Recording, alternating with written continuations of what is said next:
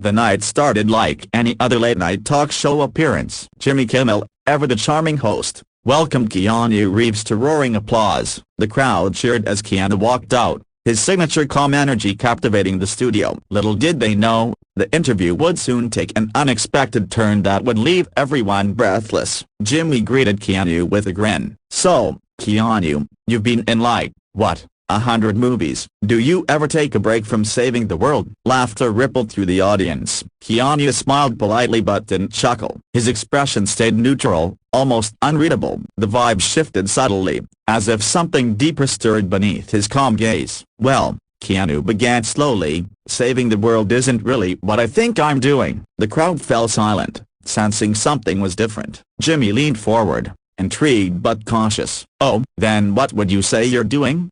he asked. Keanu tilted his head thoughtfully, his fingers interlaced, forming a temple of composure. "I think I'm just trying to be decent," Keanu said, "trying to show up, trying to make things a little better where I can. That's all." The crowd reacted with light applause. Jimmy, sensing an opportunity for a bit, added jokingly, "Well, you're making the rest of us look bad." Keanu didn't laugh. He stared back, serious. "Maybe we should feel bad sometimes." The laughter died abruptly. Jimmy shifted in his chair, unsure whether to steer the tone back to comedy or follow this sudden depth. "All right, Mr. Serious," he said with a smirk, "let's lighten it up a bit. What's the most ridiculous role you've ever taken?" Keanu leaned forward, his eyes narrowing ever so slightly, catching Jimmy off guard. "Probably the role where I pretended that none of these are fame, lights, applause mattered," Keanu replied. A strange hush fell over the studio. Jimmy raised his eyebrows. "Isn't that your whole thing?"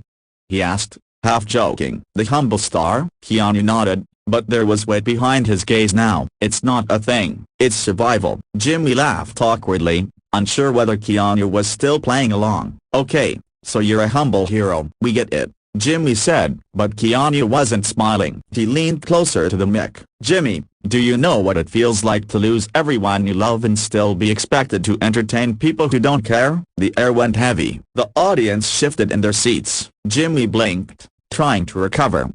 Wow, that got dark fast," he said, chuckling. "We're still on ABC. By the way." Keanu didn't back down. "Maybe darkness is where the truth lives," he said. "Maybe comedy isn't always the antidote. Sometimes it's a distraction. And sometimes, that's dangerous." Now it was clear this wasn't going to be the usual banter. Jimmy tried to pivot. "So tell us something fun, Keanu. What do you do for fun?" Keanu stared blankly, then replied, "I read philosophy. I ride my motorcycle. I sit in silence." Jimmy tried to make a joke. "Sounds like a party." Keanu replied, "Only if you're afraid to be alone." The tension in the room was palpable. Keanu's honesty wasn't rude, it was raw, unfiltered. "You know, Jimmy," he continued, "we laugh because we're scared. We joke because it's easier than admitting we're broken. But every now and then, someone needs to say something real." The crowd, once laughing, was now listening. Jimmy, for once,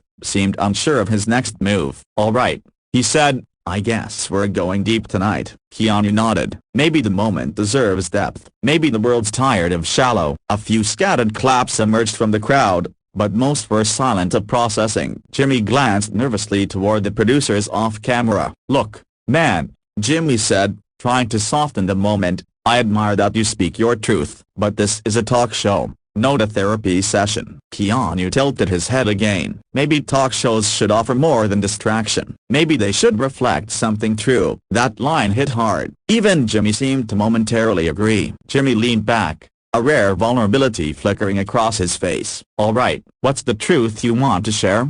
he asked, this time earnestly. Keanu took a breath. "The truth I saw we're all pretending to be okay, pretending this world isn't breaking us piece by piece, but pretending doesn't fix anything." The audience listened, riveted. "So what do we do instead?" Jimmy asked. "No longer hosting, just talking," Keanu replied. "We sit in the pain. We feel it. We stop running from it. and then maybe we heal. A few people in the crowd nodded silently. One woman wiped away a tear. The moment had become something sacred. Jimmy cleared his throat. You've obviously thought about this a lot. Keanu smiled faintly. Pain makes you think, loss makes you reflect, and silence teaches you more than applause ever could. It was a masterclass in restraint and rawness. Keanu wasn't just speaking, he was revealing something elemental. Jimmy tried to ease the weight with a smile. Well, I guess I'll cancel the comedy sketch we had planned next. Keanu shrugged. Maybe laughter comes after truth, not instead of it. That one landed. The crowd laughed, not mockingly, but in appreciation. Keanu had made them feel something they weren't used to on late-night TV. Have you always been this way? Jimmy asked. I think I've always been searching. Keanu replied, searching for peace, searching for meaning, searching for a way to keep going when it feels like the world stopped making sense. His voice didn't waver, but it held the gravity of a man who'd lived every word. Jimmy looked down for a moment. I usually end interviews with a laugh, he said quietly. Keanu leaned back. Then let this be the exception. Let this be the one that reminds people they're not alone in their grief, in their questions. The camera zoomed in slightly on his face, capturing the calm fire in his eyes. The audience erupted not in laughter, but in applause. Long, genuine, soul-stirring applause. Keanu didn't stand or bow. He just sat there, letting the moment breathe. Jimmy looked over, visibly moved. You shut me down tonight, man, but maybe I needed it. Keanu smiled. Sometimes silence says more than a punchline. As the applause died down, Jimmy spoke again. You're the realest guest I've ever had. Keanu offered a simple thank you. The two men sat in a rare moment of shared humanity, a host and guest, comedian and philosopher. Nothing performative, just presence. For once, the set felt less like a stage and more like a sanctuary. You ever think about doing your own show? Jimmy asked, half serious. Something real like this? Keanu shook his head. No need. The world doesn't need more shows. It needs more honesty from everyone. It was a response no network executive would expect, but one every viewer needed to hear. The producers signaled a commercial break, but Jimmy waved it off. I don't think we should cut right now, he said. The audience cheered in agreement. Keanu looked at the crowd and said softly, you don't need to be entertained. You need to be seen, heard, understood. That's why I'm here. A pin could have dropped in that silence. Jimmy exhaled. I've never had a guest do what you just did.